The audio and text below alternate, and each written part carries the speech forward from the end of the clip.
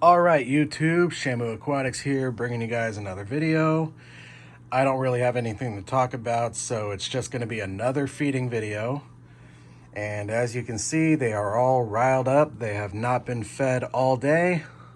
So they're all up at the glass because they see me standing here and they know that food's coming. Now watch what they do when I run to the other side.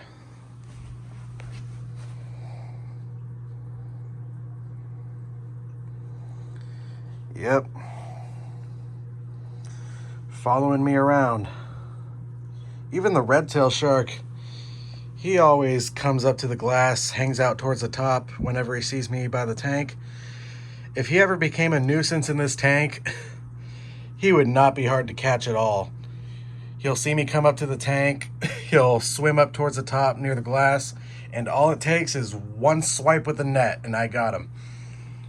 But anyway, it's gonna be time to feed them. I am going to be feeding them 5 cubes of spirulina brine shrimp and 2 cubes of bloodworms, their favorite. All right, this is the cup. They know this cup very well. It is all old and deteriorated. The perfect fish food cup. So then we dip that in here, and then I do this.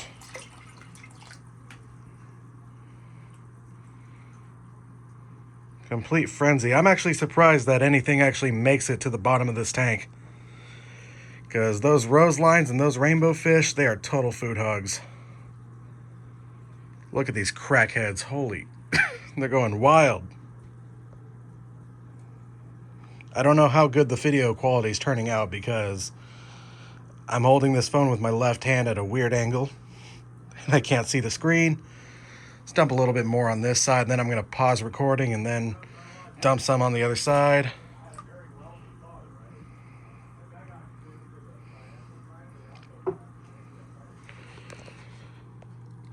Look at them go.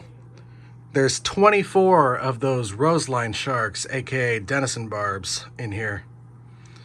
I like to call it my big-ass school of big-ass denison barbs in my big-ass tank.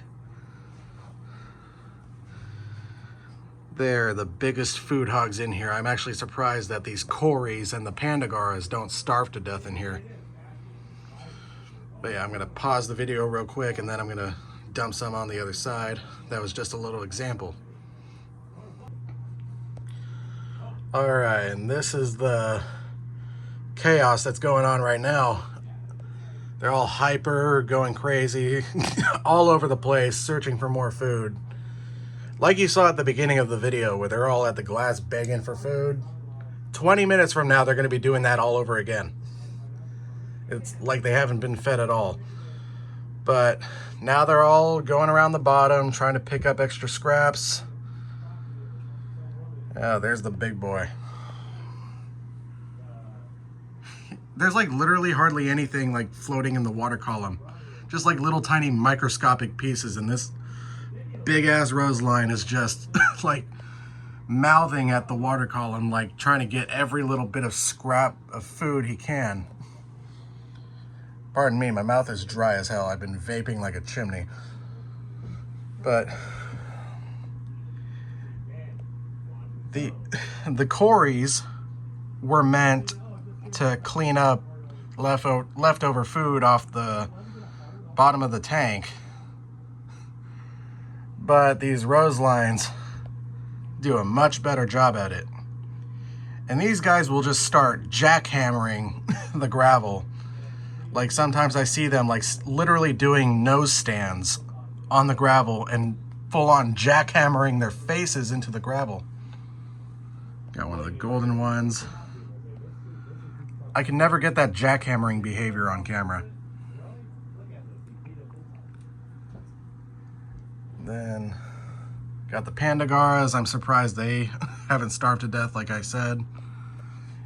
Like, I'm completely surprised anything even makes it to the bottom of the tank. But I do overfeed a little bit just to make sure everybody gets some food. This guy right here doesn't even come out to get food. Like, he is the laziest fish in this tank, like striped raphael. He literally waits for food to land like right in front of his face, and then he'll eat it. He will not move. The laziest fish in my tank. But I'd say the roselines are definitely the biggest food hogs in here, with the boesemani rainbows being a close second, and then the Congo tetras are about third. Look at those colors.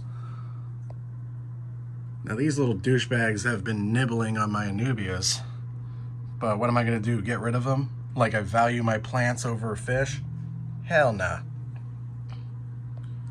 Look at this dude. That's like the most active you will ever see that big guy, is like literally during and right after a feeding.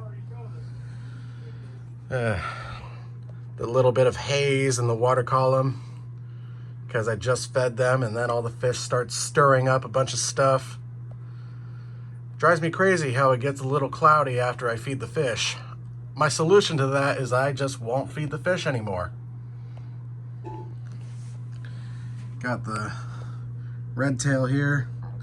Even though it's feeding time, he's still mostly peaceful. Oh, this is a fish I almost never get on camera.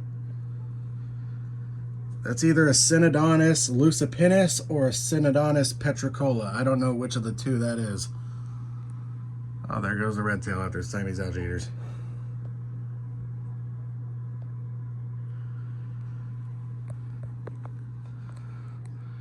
Boesemani. Oh, there's a pretty one. Stop moving, you crackhead. I don't like it when they hang out under this light. They look better under the center light. Yeah, go under this light, buddy. Yeah, look at that. This guy's putting on some serious size. Power feeding. Nah, just kidding. I don't power feed my fish. I give them enough to keep them healthy. Maybe a little bit of overfeeding to make sure the bottom feeders get some food. What's funny is the fish, the corys, the roselines, and the redtail shark, they don't even treat that striped raphael like he's a fish. They will try to dig like underneath him to get whatever scraps may potentially be laying underneath him. Like they think he's just a rock. God damn, that haze from all the fish stirring up a bunch of crap from the substrate, foraging for food. But yeah. These roselines, they do a much better cleaning job off the bottom than the corys do. Probably because the size advantage and numbers advantage, but the corys get the job done too. I have about 11 corys in here, although it doesn't look like I have that many. It's a huge tank, and only 11 little corys like spread throughout the whole tank. But I'm not gonna get any more corys. Like once these guys are gone, they're gone. I'm gonna get some other types of bottom dwellers. That redtail shark does not like the Siamese algae eaters on his driftwood. Oh look, and he's back at the glass.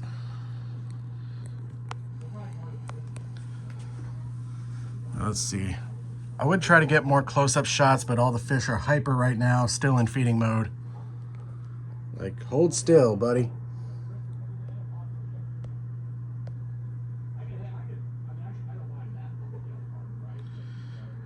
No wonder you got so big. You're such a pig. Yeah, everybody's still foraging. A lot of people like to argue that bloodworms are not healthy for fish. Well, my fish get bloodworms about like 5 days a week. It doesn't make up a very significant amount of their diet. Like I said, they get like 2 cubes of bloodworms a day, and then they get like 5 cubes of the spirulina brine shrimp. And then they get tetricolor flakes and Sarah veggie flakes in the morning. This is their afternoon meal. 2 days a week, they don't get an afternoon meal at all. Just flakes only. Beautiful boesemani. Stop moving. Just like, I point the camera at him and he just shoots up towards the top like a crackhead.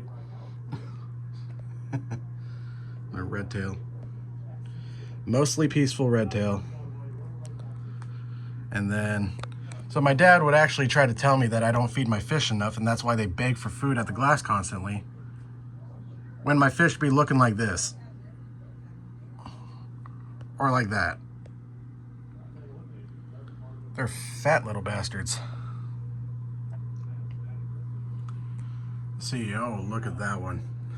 Now that's a female denison barb, but still like really fat and chunky. Look at it. Oh, oh, oh, yep. Oh, oh. Now you want to be a douchebag, huh? The big guy wanted to show off what a tough guy he is, huh? That's my lone emerald cory. The other one died, and like I said, I'm not planning to get any more cories. I'm good on cories now. There's my big old panda garra. I do want that panda garra to fatten up a little more. I would try feeding more algae wafers, but these food hogs will just dogpile right on top of them. So no point in that. I'll give them algae wafers like maybe once every couple weeks, the day before water change.